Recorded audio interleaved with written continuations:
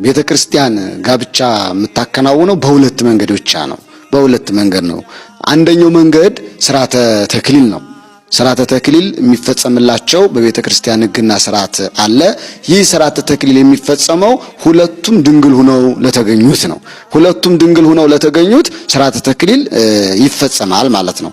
ይህንን የሚፈጸምላቸው በድንግልና ኑረው በድንግልና ራሳቸውን ጠብቀው ሶስት ምስክር ከተመሰከረላቸው ነው። የመጀመሪያው ምስክር ራሳቸው ማለት ነው። እኛ ደናግላለን በድንግልና ነው ያለን ብለው ከመሰከሩ። ሁለተኛው ምስክር ደግሞ በቤተክርስቲያን ሲኖሩ በአጥቢያቸው ሲኖሩ ያላገቡ መሆናቸውን ከቤተክርስቲያን ሲረጋገጥ። ሶስተኛው የመጨረሻው ምስክር የነፍስ አባታቸው ሲመሰክር ማለት ነው። በእነኚህ በሶስቱ ምስክሮች የተነሳ ድንግል መሆናቸው ሲረጋገጥ ቤተክርስቲያን በሥርዓተ ተክሊል ጋብቻቸውን እንዲፈጽሙ ታደርጋለች። ይህ ደግሞ ሌላ ሕግም አለ እዚህ ላይ። አንዱ ድንግል ከሆነ ለአንደኛው ብቻ የተክሊሉ ሥርዓት ይከናወንለታል። አንዱ ድንግል ከሆነ ማለት ነው።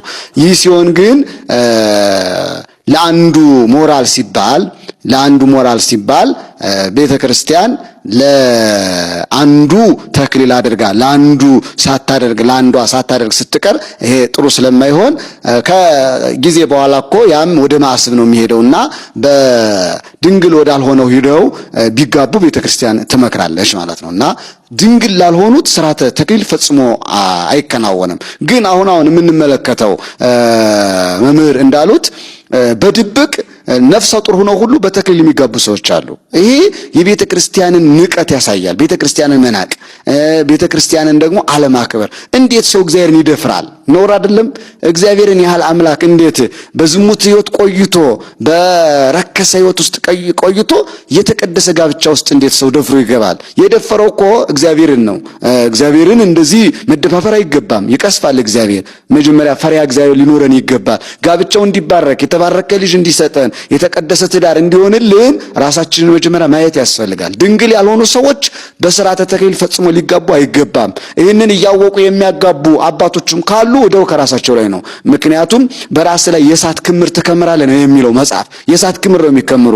የእግዚአብሔርን ሕግ ንቆ ሰው አላየኝም ሰው አላወቀብኝም ብሎ ሕጉን አቃሎ ንቆ እንደዚህ ማድረግ በእውነት በጣም ከባድ ነው። ሊሆንም አይገባም።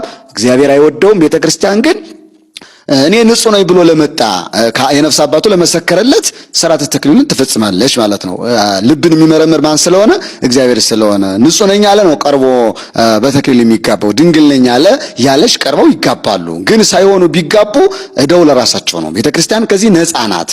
ምክንያቱም እንደ የማያምኑ አካላት መርምሬ ቸክል አድርግ አትልም። የእምነት ቤት ስለሆነች ሰዎች የሚሏትን ታምናለች፣ እርሷም ሌሎችንም ታሳምናለች። ይህንን መረዳት ያስፈልጋል። አንዱ መንገድ በሥርዓተ ተክሊል የሚሆነው ለደናግላን ነው ማለት ነው።